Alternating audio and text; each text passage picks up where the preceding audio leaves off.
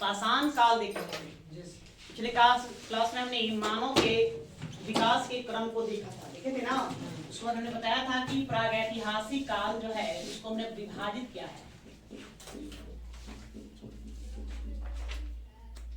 काल इसको हमने कितने भागों में बांटा? 3 भागों में बांटा। एक पूरा पाषाण काल, पाषाण काल।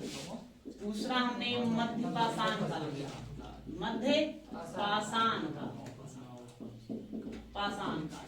और तीसरा नव पाषाण काल। तो हम बताएं कि इसको भी हम विभाजित करेंगे कितने भागों में? 3 भागों में दी। एक को कहते हैं निम्न पूरा पाषाण काल, निम्न पूरा पाषाण काल। दूसरा हमने लिया था मध्य पूरा पाषाण काल, पाषाण काल। और तीसरा उच्च पूरा पाषाण काल, उच्च पूरा पाषाण काल।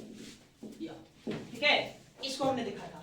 तो आज हम लोग ये तीनों को पढ़ने का प्रयास करेंगे या तीनों एक खत्म हो जाए, समाप्त हो जाए। निम्न पूरा पाषाण काल का समय बताया था कि 80 लाख वर्ष पूर्व, 80 लाख वर्ष पूर्व से यह प्रारंभ होगा।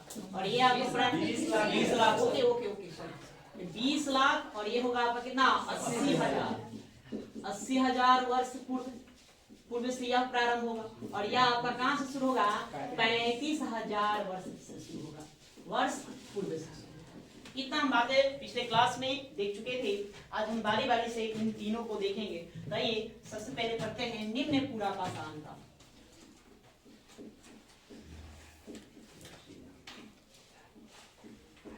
पूरा पाषाण काल,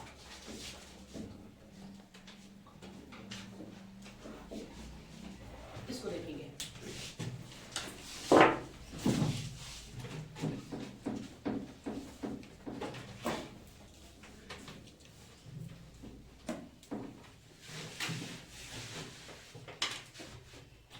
पिछले क्लास में हमने तीनों के बारे में समझा था। निम्न पूरा पाषाण काल, मध्य पूरा पाषाण काल, नव पूरा पाषाण काल क्या हुआ, समझ गए थे उसको, है ना। इसका विभाजन हम किसके आधार पर करेंगे? उपकरणों के आधार पर। उपकरणों में बनावट जो भिन्नता नजर आई, है ना, और मानव के विकास में जो भिन्नता नजर आई, उसी के आधार पर हम क्या करेंगे? प्रागैतिहासिक काल को बांटे थे। अब प्रागैतिहासिक काल में पाषाण काल को, पूरा पाषाण काल को भी हम बांटेंगे इसमें। ठीक है, तो यह जो निम्न पूरा पाषाण काल था, यह ज्यादातर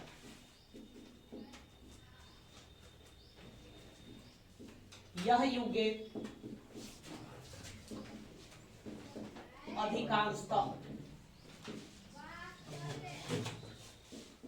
हिम काल में ही व्यतीत हुआ है।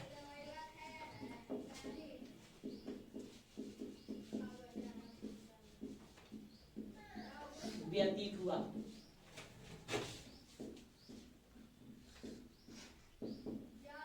इस काल का मानव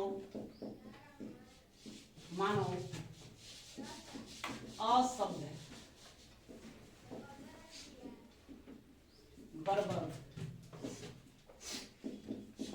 अस्थिर और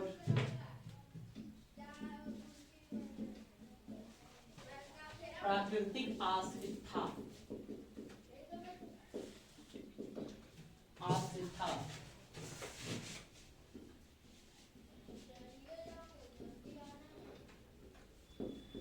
इस काल के मानव को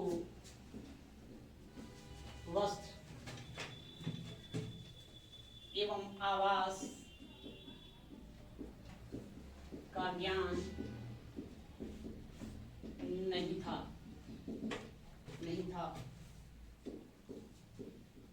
वे लोग अग्नि से परिचित थे।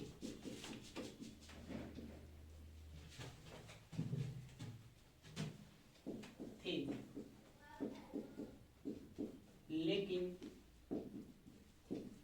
उसका उपयोग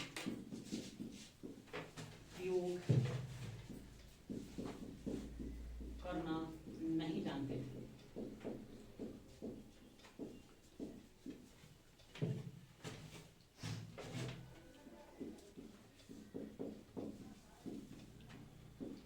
भोजन का मुख्य आधार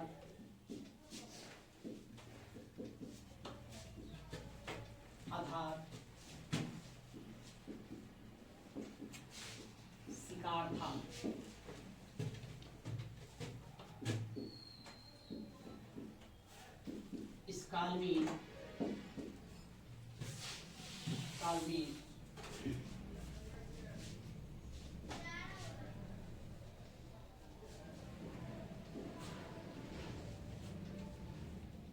क्वार्टजाइट पत्थरों के उपकरणों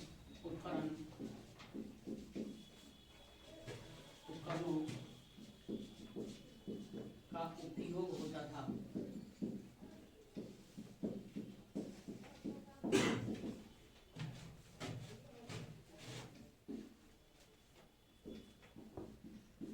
भारत के कई क्षेत्रों में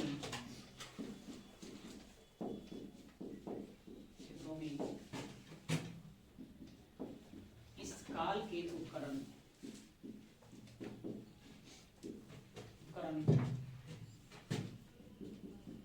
प्राप्त होते हैं। उन उपकरणों की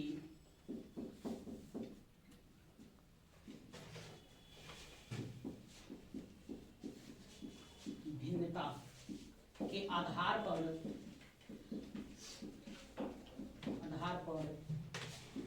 इसे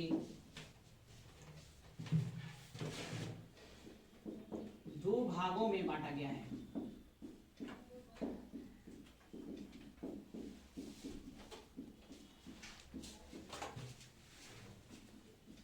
पहला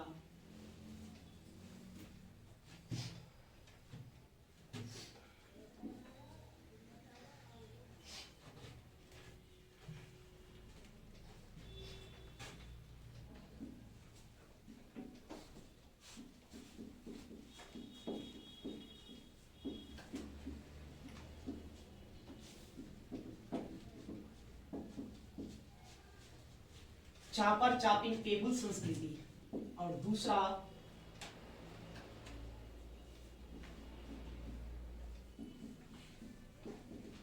हैंड एक्स संस्कृति।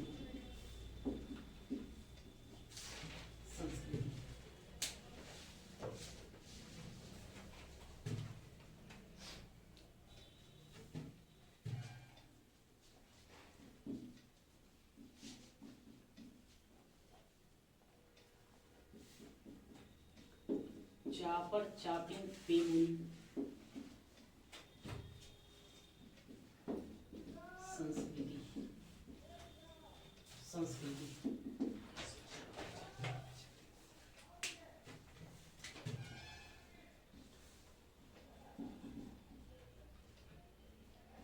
इस संस्कृति के उपकरणों की खोज सबसे पहले सोहन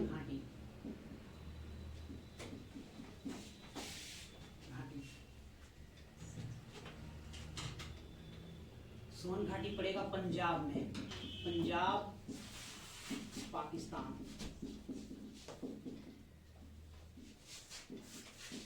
से हुआ है।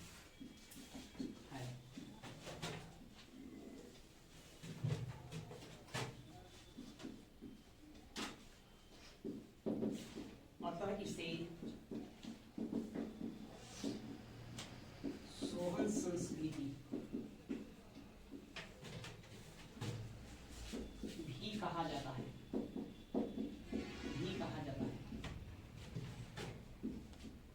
सर्वप्रथम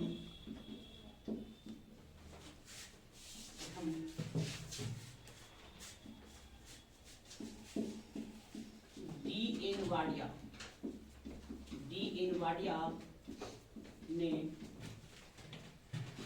1928 ईस्वी में सोहन घाटी का उत्खनन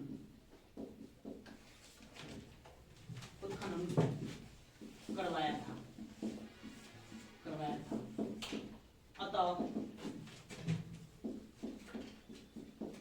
डी.एन. वाडिया को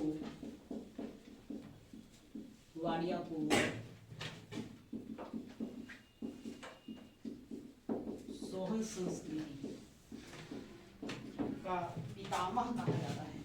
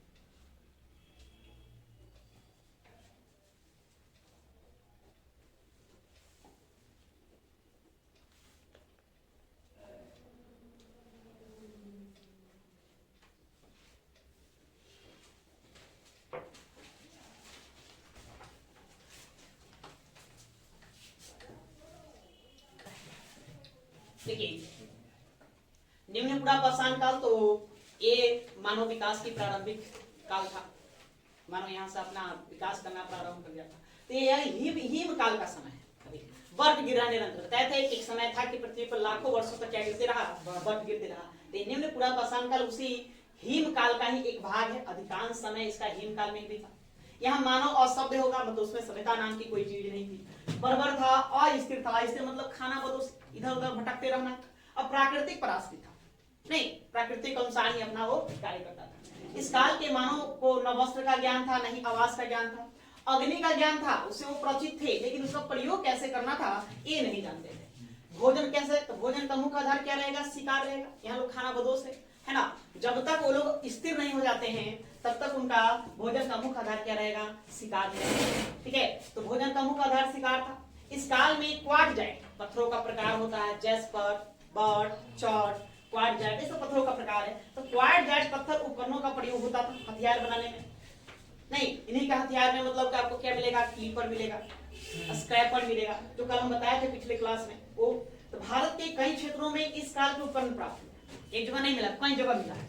तो कई जगह मिलने के कारण उन उपकरणों की भिन्नता के आधार पर इसको कितने भागों में बांट देंगे, 2 भागों में बांट देंगे।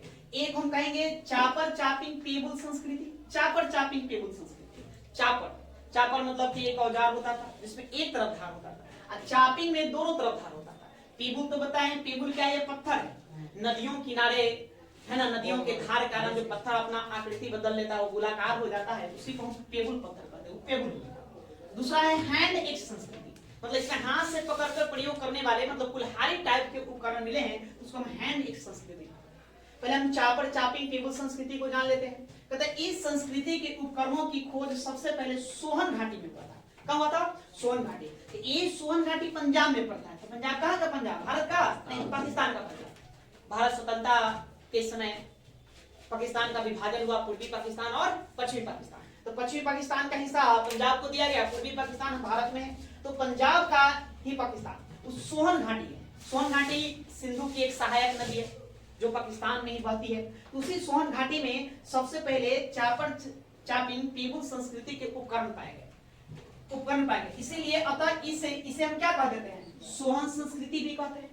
अर्थात आप यदि प्रश्न पूछे कि सोहन संस्कृति किसे कहते हैं, तो किसको कहेंगे, चापर चापिंग पेबुल संस्कृति को ही सोहन संस्कृति कहते हैं। कारण यह है कि इस संस्कृति के उपकरण सबसे पहले हमें कहां से प्राप्त होते हैं, सोहन घाटी से प्राप्त होते हैं। सर्वप्रथम डी.एन. वाडिया एक विद्वान है, इतिहासकार हुए। डी.एन. वाडिया ने 1928 ईस्वी में सोहन घाटी का उत्खनन करवाया था। अतः डी.एन. वाडिया को हम सोहन संस्कृति का क्या कह देते हैं, पितामह कह देते हैं। ये सोहन संस्कृति का एक पितामह है। सोहन घाटी निम्न पुरापाषाण काल का सबसे महत्वपूर्ण स्थल माना जाता है। मतलब सबसे ज्यादा उपकरण, सबसे ज्यादा प्रमाण इस काल के कहां से मिलते हैं, सोहन घाटी से ही मिलते हैं। इसलिए सोहन घाटी को आप सबसे महत्वपूर्ण मानेंगे। जहां से जो ज्यादा चीज प्राप्त हो, जहां से हमें ज्यादा प्रमाण, ज्यादा साक्ष्य मिले, वो हमारे लिए क्या हो जाएगा, सबसे महत्वपूर्ण स्थल हो जाएगा। इसलिए सोहन घाटी सबसे महत्वपूर्ण स्थल है। एक बात और आपको ध्यान रखना है, हम पिछले क्लास में चर्चा किए थे नर्मदा के हथनौरा। नर्मदा मध्य प्रदेश के नर्मदा घाटी में हथनौरा नामक एक जगह है, गांव है। वहीं से अरुण सोनकिया, ये भी भारतीय इतिहासकार हुए, विद्वान हुए, अरुण सोनकिया ने निम्न पुरापाषाण काल का कपाल खोजा। उनको एक कपाल मिला, मानव का कपाल है ना, सिर्फ मुंडी मिला, खोपड़ी था, कह सकते हैं क्या मिला, खोपड़ी मिला, सिर्फ और सिर्फ खोपड़ी था। यह भारत में खोजा गया प्रथम मानव अवशेष है। सबसे पहले भारत में मानव अवशेष कहां से प्राप्त होते हैं, नर्मदा नदी घाटी से प्राप्त होते हैं, है ना। उस जगह का क्या नाम है, हथनौरा से सबसे पहले प्राप्त होते हैं। यह कपाल होमो इरेक्टस मानव का है। किस मानव का है, होमो इरेक्टस मानव को विकास में हमने बताया था कि सबसे पहले रामापिथेकस है, नहीं, उसके बाद ऑस्ट्रेलोपिथेकस, अफ्रीकेनस आया, फिर कौन आएगा, होमो इरेक्टस आएगा, है ना, उसके बाद फिर नियंत्रण आया, उसके बाद होमो सेपियंस आया। यह मानव कपाल होमो इरेक्टस का है, इरेक्टस मानव का माना जाता है, जो वहां से ही खोजा गया। ठीक है, यह अब आइए अगला, आगे देखते हैं।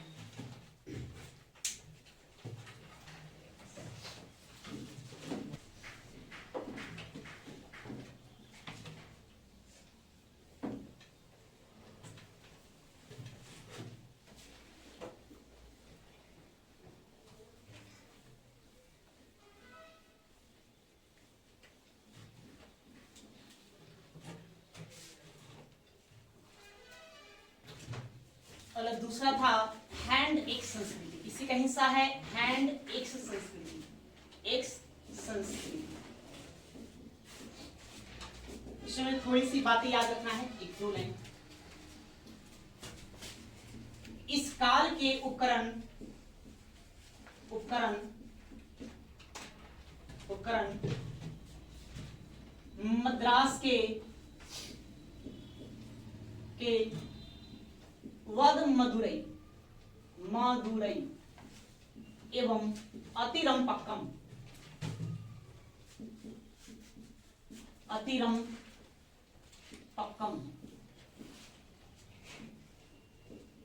से प्राप्त होता है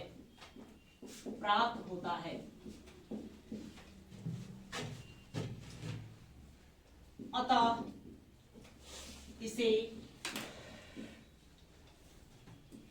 मद्रासीय संस्कृति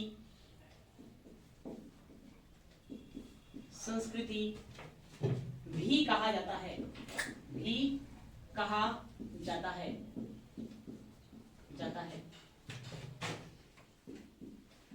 यहां से पाषाणकालीन या पाषाण निर्मित क्लीवर एवं स्क्रैपर औजार प्राप्त होते हैं।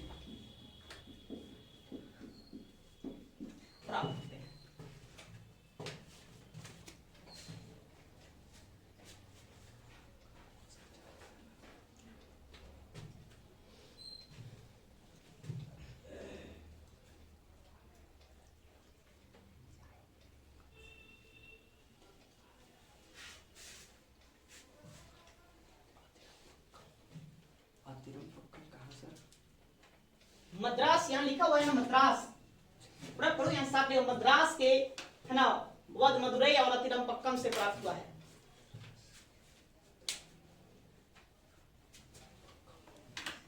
देखिए यहाँ ये हैंडिक्स संस्कृति जो है, ये हैंडिक्स संस्कृति, यहाँ से आपको ज्यादा प्रश्न नहीं बनते हैं। एक ही बात सिर्फ याद रखना है कि हैंडिक्स संस्कृति के उपकरण सबसे पहले कहां से खोजे गए, तो दो स्थान, एक वद मदुरई और दूसरा कौन है, अतिरमपक्कम है। ये दोनों के दोनों मद्रास आज वर्तमान में तमिलनाडु, देख रहे हैं, चेन्नई का ही प्राचीन नाम मद्रास हुआ करता था, तो यहीं से प्राप्त हुआ है। यहीं से प्राप्त होने के कारण इसको हम क्या नाम दे देंगे, मद्रासी संस्कृति नाम दे देंगे। ठीक है, या बस यहां से आपको इतनी ही पॉइंट्स याद रखना है, ज्यादा नहीं। अब आइए आगे चलते हैं।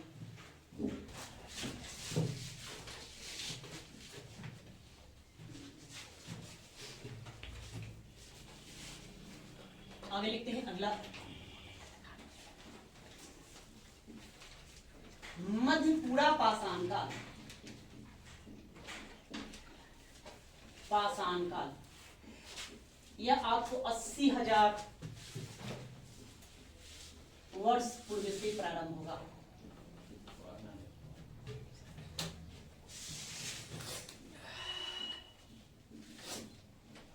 सर्वप्रथम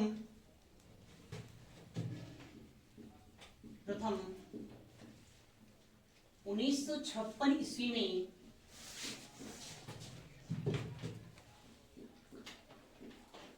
HD संकालिया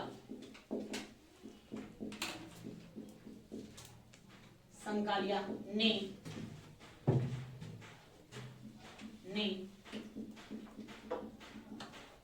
महाराष्ट्र के परवरा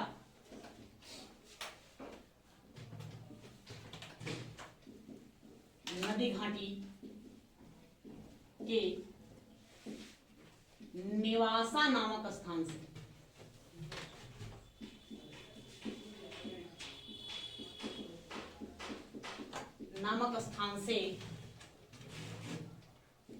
से इस काल के उपकरणों की खोज की।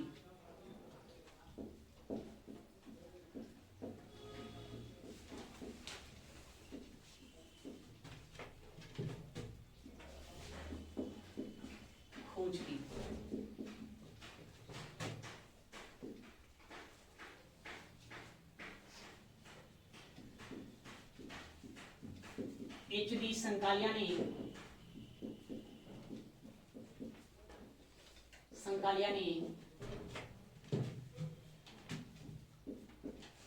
नेवासा को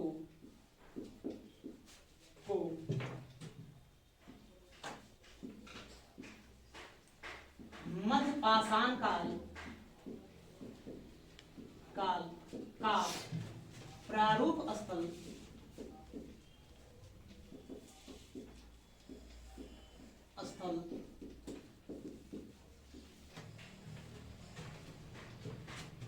घोषित किया है।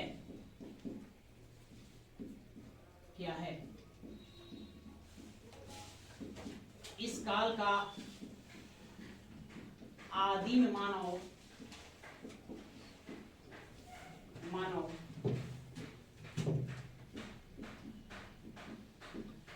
क्वार्टजाइट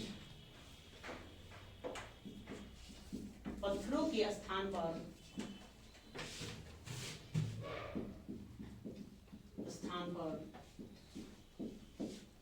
जैस्पर,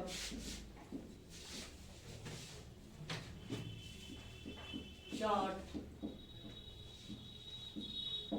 फ्लिंट आदि पत्थरों के उपकरणों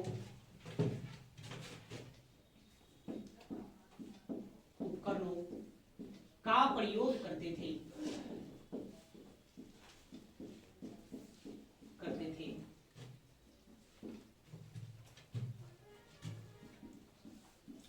इस काल के उपकरणों में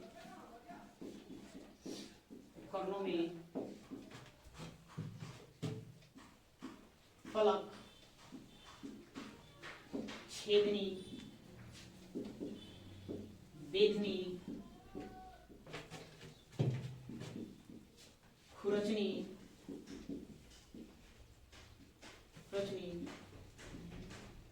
आदि थे।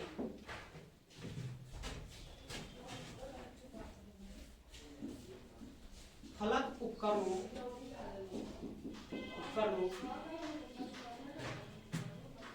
की अधिकता के कारण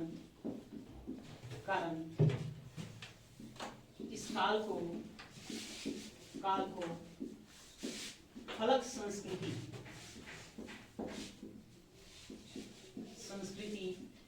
भी कहा जाता है।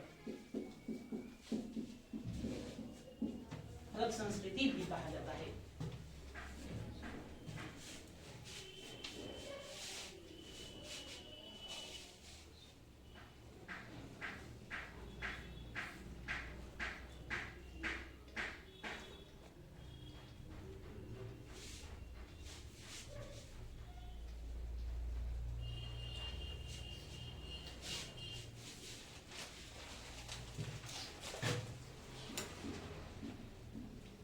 फलक एक प्रकार का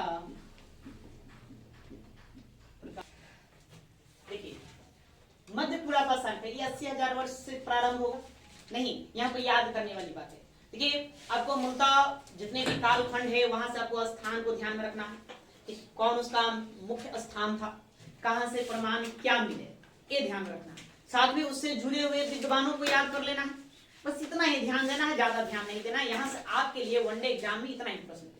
ऐसे तो बहुत सारी बातें हैं जो आपके लिए नहीं है, वनडे एग्जाम के लिए बस इतना जरूरत है उतना हम बता दें। तो मध्य पुरापाषाण काल की हम बात करें तो सर्वप्रथम 1956 में कौन यहाँ से जुड़े हुए जो विद्वान का नाम है एच.डी. संकालिया। एच.डी. संकालिया ने महाराष्ट्र के परवरा नदी घाटी नहीं, महाराष्ट्र में एक नदी बहती है, उसका नाम है परवरा नदी। उसी नदी घाटी में एक जगह है, उसका नाम है नेवासा। तो नेवासा नामक स्थान से इस काल के उपकरणों की खोज की, सबसे पहले वहीं से खोजा गया। एच.डी. संकालिया ने नेवासा को मध्य पाषाण काल का प्रारूप स्थल घोषित किया है। प्रारूप स्थल कहने का मतलब उनका मानना है कि मध्य पाषाण काल की शुरुआत इसी स्थान से हुआ था। मतलब कि एक युग का यहाँ अंत हो जाएगा और दूसरे युग का यहाँ से क्या होगा, प्रारंभ होगा। और सबसे ज्यादा संख्या में मध्य पाषाण कालीन आदि मानव इसी नेवासा में बसते थे, नेवासा में बसते थे। अतः संकालिया साहब ने नेवासा को प्रारूप स्थल घोषित कर दिया। उनका ये मानना है, ये मत है। इस काल का आदि मानव अब क्वार्टजाइट पत्थरों के स्थान पर, देखिए ये पत्थर के स्थान पर अब जैस्पर, चॉर्ट, फ्लिंट, ये सब पत्थरों के प्रकार है, आदि पत्थरों के उपकरणों का प्रयोग करने लगे। इस काल के उपकरणों में फलक, छेदनी, वेदनी, कुचनी आदि थे। नहीं, ये सब हथियार थे, औजार हुआ करते थे, जिसमें सबसे ज्यादा औजार जो है फलकनुमा था, फलक था, है ना। तो फलक उपकरणों की अधिकता के कारण इस काल को हम फलक संस्कृति भी कहते हैं। क्या कह देते हैं, फलक संस्कृति कह देते हैं। फलक एक प्रकार का औजार ही है, जिसको हम कैसे बनाएंगे, पत्थरों को तोड़ करके बनाते हैं, ठीक है। तो मध्य पूरा पाषाण काल से इतना याद रखना। अब आइए आगे।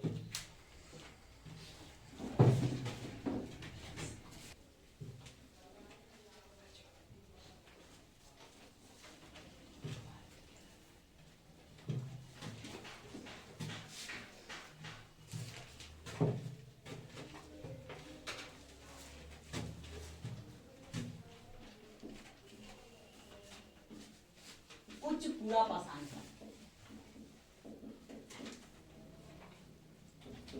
पूरा पाषाण यह प्रारंभ होगा 35,000 वर्ष पूर्व से प्रारंभ होगा। इसके बारे में कहीं समझेंगे, उसके बाद हम चलेंगे आगे।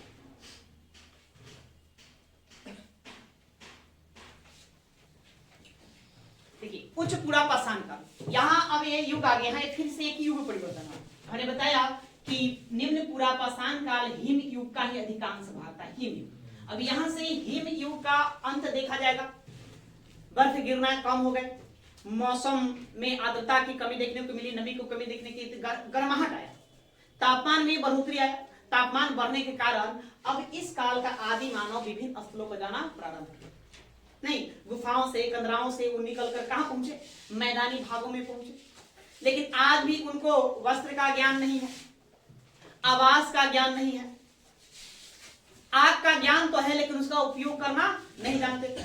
इनके उपकरणों को देखें तो उपकरणों में भी परिवर्तन देखने को मिलता है, भिन्नता देखने को मिलता है। यहाँ पर ब्लेड और ब्यूरिन, ये जो दो उपकरण है इसकी अधिकता ज्यादा देखने को मिलेगी। ब्लेड और ब्यूरिन, इसकी अधिकता ज्यादा देखने को मिलेगी। पहली बार हमने देखा जो सबसे पहले निम्न पूरा पाषाण काल में, तो वहाँ चापर, चापिंग, पेबुल संस्कृति जिसको हमने बताया, वहां पर नदियों किनारे जो भी पत्थर मिले थे क्वार्टजाइट से, उसी का उपकरण बनाए थे। मध्य पाषाण काल में क्वार्टजाइट को छोड़ देगा और फिर किसका प्रयोग करना चलेगा, जैस्पर का, चॉर्ट का, फ्लिंट का, इन सब का प्रयोग करना शुरू कर देगा। और उनका उपकरण फलकनुमा था, इसलिए उसको हम फलक संस्कृति का नाम दे देंगे। यहाँ पर ब्लेड और ब्यूरिन उपकरणों की अधिकता देखने को मिलेगी।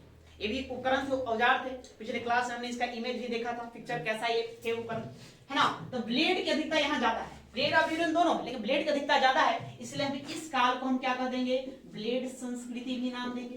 क्या ब्लेड संस्कृति था, ये नाम दे देंगे।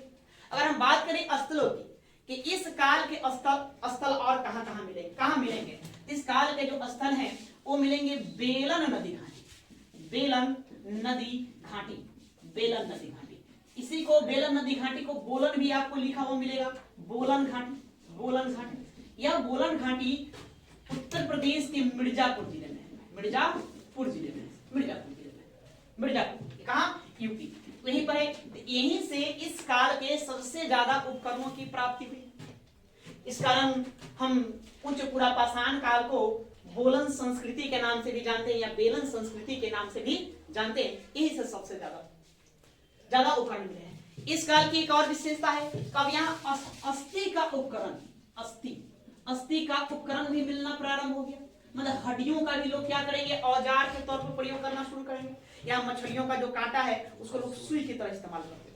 अन्य जानवरों के हड्डियों से तरह तरह के औजार बनाया शुरू कर देते थे। नहीं, इस काल में अलग अलग काम के लिए अलग अलग औजार बनाए जाने थे। नहीं, पेड़ों की खाल उतारना है तो उसके लिए अलग औजार था, जानवरों के खाल को उतारने के लिए उसके लिए अलग औजार था, मिट्टी गड्ढा खोदने के लिए अलग औजार था। ठीक है, तो अलग अलग कार्य के लिए अलग अलग उपकरणों का प्रयोग करना शुरू कर दिया। अभी तक हमने पत्थर देखा, पत्थर के साथ साथ यहाँ पर अस्थि के भी उपकरण मिलना शुरू किया। यहीं पर हम देखेंगे कि मिर्जापुर में जो बोलन घाटी है उसी में एक जगह है लोहदा नाला, या लोहदा नाले कहती जगह का नाम है लोहदा नाले। इसी लोहदा नाले से अस्थि निर्मित मृत देवी की प्रतिमा मिली है। प्रतिमा एक पाया गया, मैंने मूर्ति लोग बना रखे थे। कैसा? अस्थि निर्मित, अस्थि निर्मित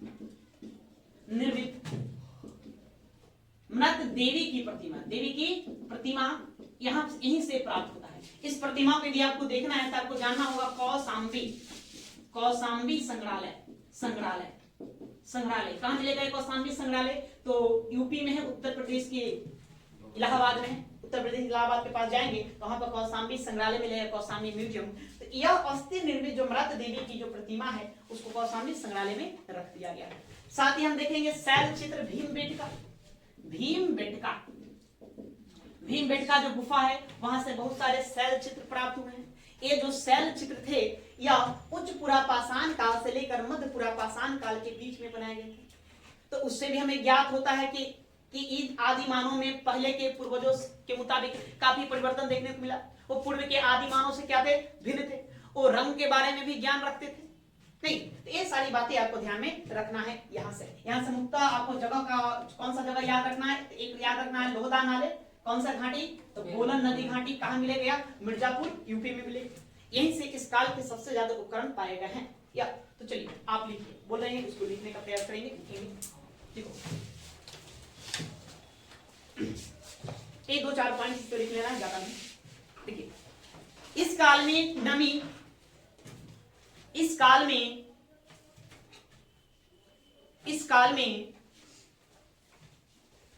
नमी में कमी हो गई, नमी में कमी हुई, नमी में कमी हुई और जलवायु अपेक्षाकृत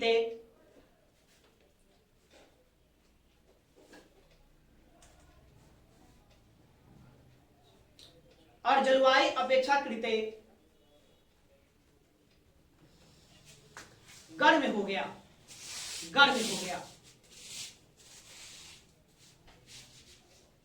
गर्म हो गया।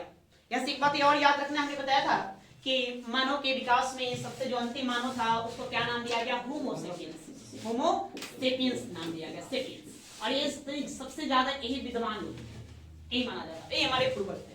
ये होमो सेपियंस मानव का उद्भव इसी काल में माना जाता है। नहीं, इस काल में होमो सेपियंस मानव का विकास हुआ। इस काल में होमो सेपियंस मानव का विकास हुआ।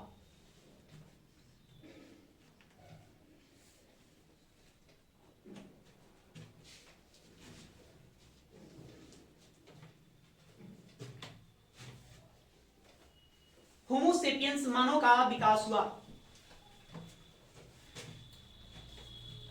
इस युग में अलग अलग कार्यों के लिए, इस युग में अलग अलग कार्यों के लिए,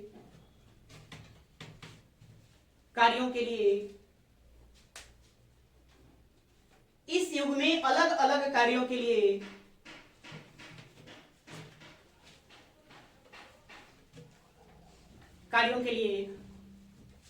भिन्न भिन्न या अलग अलग उपकरणों का प्रयोग किया जाने लगा। अलग अलग उपकरणों का प्रयोग किया जाने लगा।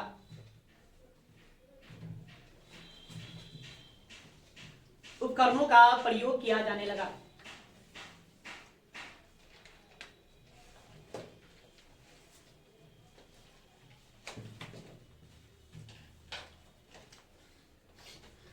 ब्लेड और ब्यूडिन, ब्लेड और ब्यूडिन, ब्लेड एक धारदार पत्थरों का हथियार हुआ करता था, उसमें ब्लेड लगाए जाते थे।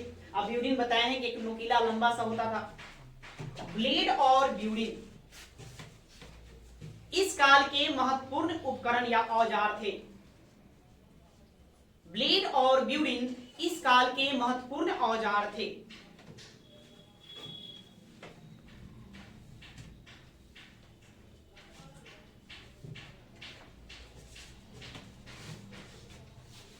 उपकरणों में ब्लेड के अधिकता के कारण उपकरणों में ब्लेड के अधिकता के कारण ब्लेड के अधिकता के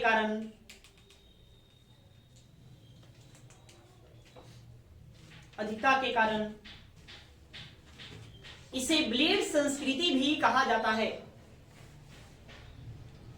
इसे ब्लेड संस्कृति भी कहा जाता है।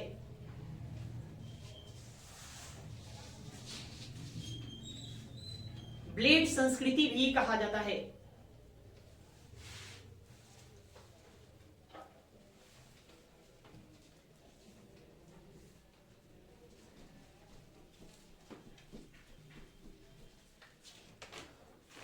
आगे लिखेंगे, इस काल के सांस्कृतिक साक्ष्य, इस काल के सांस्कृतिक साक्ष्य प्रमाण, सांस्कृतिक साक्ष्य सबसे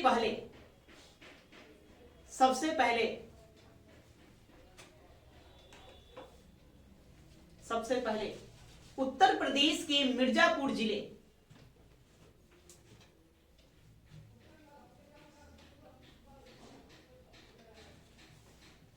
उत्तर प्रदेश के मिर्जापुर जिले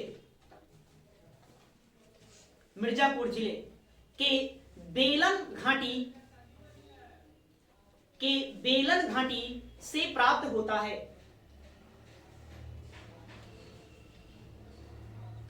बेलन घाटी से प्राप्त होता है।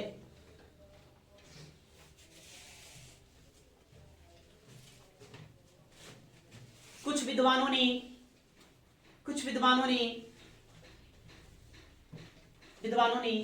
बेलन घाटी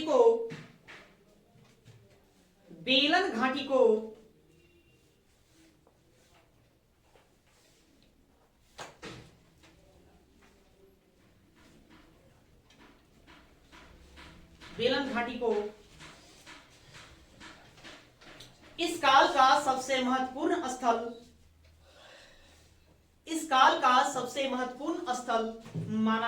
माना है। इस काल का सबसे महत्वपूर्ण स्थल माना है।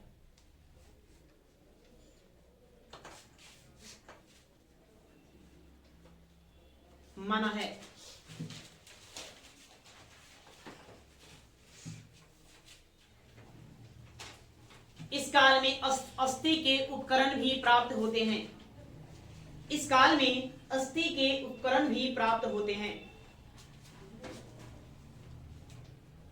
अस्थि के उपकरण, हड्डियों का निर्मित अस्थि के उपकरण भी प्राप्त होते हैं।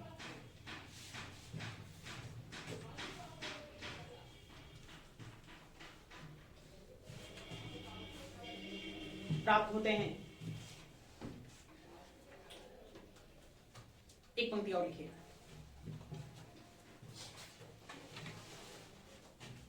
मिर्जापुर जिले के सोहन घाटी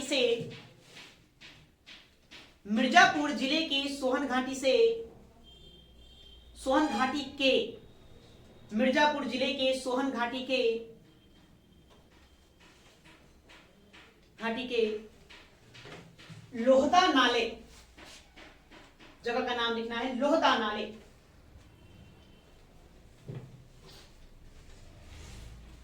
लोहदा नाले नामक स्थान से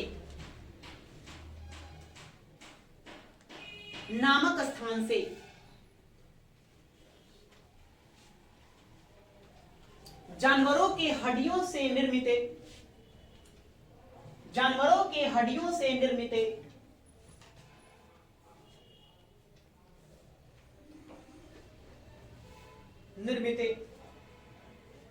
मृत देवी की प्रतिमा,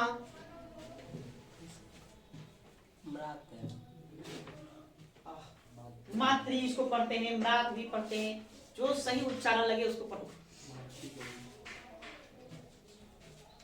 मातृ देवी की प्रतिमा प्राप्त हुई है।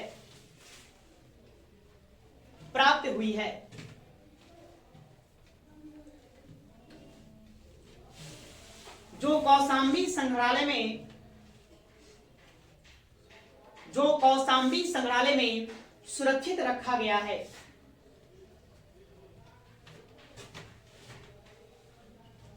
जो कौशाम्बी संग्रहालय में सुरक्षित रखा गया है।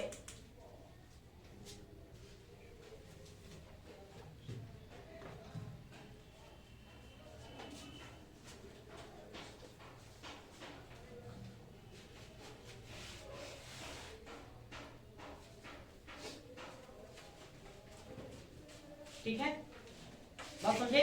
तो इस उच्च पुरापाषाण काल से आपको इतनी ही बातें ध्यान में रखना है, ज्यादा नहीं। तो आज के लिए इतना ही, फिर हम अगले क्लास में देखेंगे मध्य पाषाण काल और नवपाषाण काल। वो दोनों इंपॉर्टेंट है ना, वहां से बहुत सारे स्थलों को ज्ञात किया गया है जहां से कई तरह के उपकरण मिले हैं, कई तरह के प्रमाण मिले हैं। तो बाकी की क्लास आगे।